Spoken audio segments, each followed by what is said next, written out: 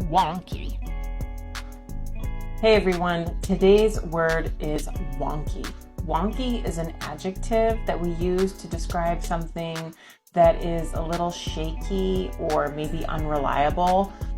It can also be used to describe something that's kind of weak. And we can use it to describe things, and we also can use it to describe how we are feeling. If you don't feel quite like yourself and you're feeling maybe a little weak or shaky, you can say, I'm feeling a little wonky. Now we can also use the word wonky to talk about things that are weak or unstable. For example, this old table is a little wonky. We can also say it's rickety.